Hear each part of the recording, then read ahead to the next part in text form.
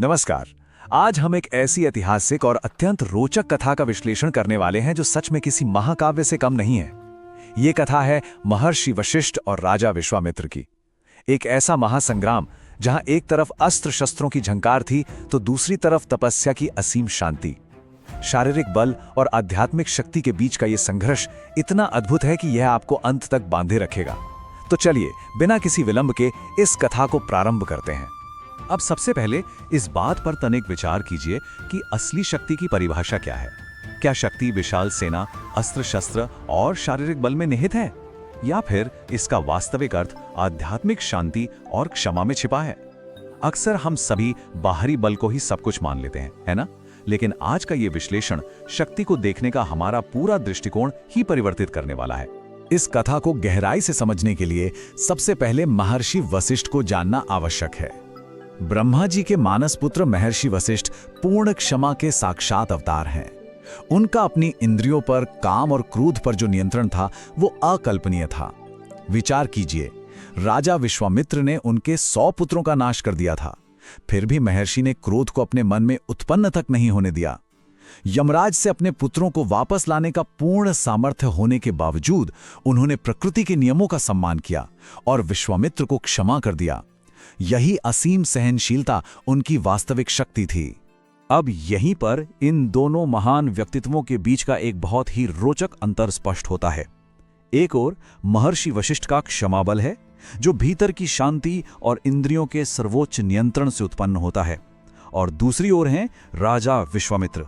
उनका क्षत्रिय बल पूर्णतः उनके शारीरिक वर्चस्व, राजसत्ता और उनके प्रचंड अहंकार पर आधारित है।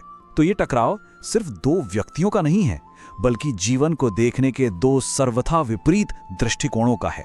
तो कथा में असल मोड़ तब आता है जब कान्यकुब्ज देश के अत्यंत प्रतापी राजा विश्वामित्र अपनी विशाल सेना और मंत्रियों के साथ महर्षि वशिष्ठ के शांत आश्रम में पधारते हैं।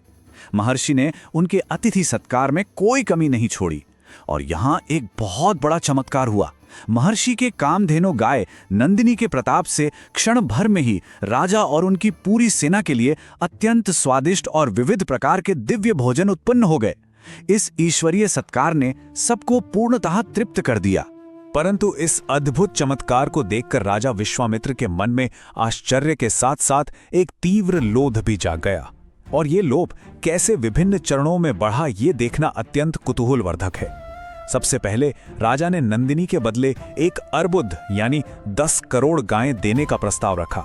जब महर्षि नहीं माने तो राजा ने अपना पूरा राज्य तक सौंपने की बात कह डाली। परंतु महर्षि वशिष्ठ का उत्तर स्पष्ट था, यह दिव्य गायें देवताओं और अतिथियों के लिए है, इसे किसी भी मूल्य पर दिया नहीं जा सकता।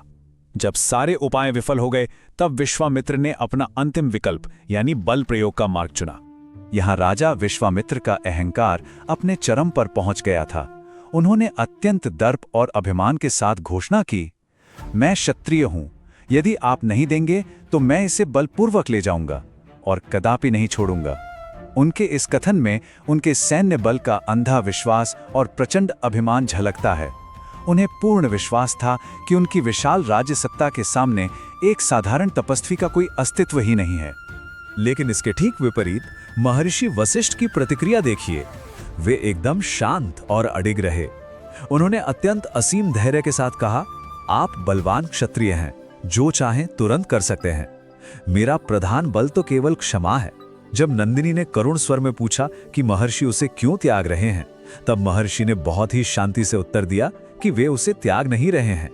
यदि राजा उसे बलपूर्वक ले जा रहे हैं और यदि नंदिनी में स्वयं सामर्थ्य है तो वह रुक जाए। महर्षि ने स्पष्ट कर दिया कि वे किसी भी स्थिति में शस्त्र नहीं उठाएंगे। और इसके बाद जो हुआ वो सचमुच रोंगटे खड़े कर देने वाला था। जैसे ही विश्वामित्र के सैनिकों ने नंदिनी को बलपूर्वक खींचना आरंभ किया, उसकी आंखें क्रोध से लाल हो गईं।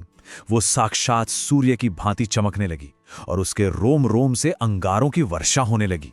देखते ही देखते नंदिनी ने अपनी रक्षा के लिए अपने ही शरीर से एक अत्यंत विशाल और भयंकर रक्षक सेना उत्पन्न कर दी। इस सेना में पहलव, द्रविड़, शक, यवन, शबर, पौंड्र, किरात, चीन, हूण, सिंहली और बर्बर जैसे अत्यंत दुर्जेय योद्धा प्रकट हो गए। अब नंदिनी द्वारा उत्पन्न इस चमत्कारी सेना ने विश्वामित्र की सेना पर प्रचंड आक्रमण कर दिया। लेकिन यहां एक अत्यंत अद्भुत और ध्यान देने योग्य तथ्य है। इस पूरे भीषण युद्ध में किसी भी सैनिक के प्राण नहीं लिए गए। जी हां, बिना कोई प्राणघातक प्रहार किए इस दैवीय सेना ने विश्वामित्र की विशाल सेना को पराजित कर पूरे 12 कोस पीछे धकेल दिया। बिना रक्तपात के प्राप्त की गई इस विजय ने राजा विश्वामित्र के उस विशाल भौतिक अहंकार को जड़ से उखाड़ फेंका। इस भीषण पराजय का सबसे महत्वपूर्ण परिणाम क्या हुआ? इस हार ने राजा विश्वामित्र के अंतर्मन को पूरी तरह से झकझोर कर रख दिया। गहरी ग्लानि और आत्ममंथन के उस क्षण में उनके मुख से सहज ही निकल पड़ा, क्षत्रिय बल को धिक्कार है। वास्तव में ब्रह्म तेज का बल ही सच्चा बल है। यह वो अत्यंत महत्वपूर्ण क्षण था जब उन्हें अपनी सैन्य शक्ति, राजसत्ता और अस्त्र शस्त्रों की पूर्ण व्यर्थता का बोध हुआ और शुद्ध आध्यात्मिक शक्ति की अनंत महानता समझ में आ गई। तो चलिए अब आगे बढ़ते हैं और देखते हैं कि ये घटनाक्रम किस प्रकार एक अकल्पनीय परिवर्तन को जन्म देता है। राजा विश्वामित्र की ये यात्रा सच में बहुत प्रेरणादायक है। इस महान सत्य को स्वीकार करने के पश्चात उन्होंने अपना विशाल राज्य, अपार धन संपदा और समस्त सांसारिक सुख सुविधाओं का एक झटके में त्याग कर दिया। अपने अहंकार पर विजय प्राप्त करने के लिए उन्होंने घोर तपस्या की, जिससे उन्हें अद्भुत सिद्धियां प्राप्त हुईं और अंततः उन्होंने ब्रह्मांडत्व को प्राप्त किया। अपनी तपस्या के तेज से संपूर्ण लोकों को प्रकाशित कर दिया और देवराज इंद्र के साथ सोमपान करने का अद्वितीय गौरव भी हासिल किया। एक अहंकारी राजा से महान महर्षि बनने तक की क्या अद्भुत यात्रा है यह।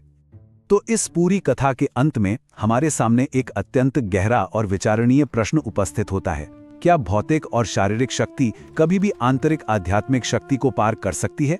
महर्षि वशिष्ठ की वो अडिग क्षमा और महर्षि विश्वामित्र की वो कठोर तपस्या हमें यही अमूल्य शिक्षा देती है कि आत्मा की शाश्वत शक्ति के समक्ष ये बाहरी भौतिक बल सदैव नश्वर और क्षणिक ही रहता है, क्योंकि वास्तविक विजय अस्त्र शस्त्र उठाने में नहीं बल्कि स्वयं पर नियंत्रण प्राप्त करने में है।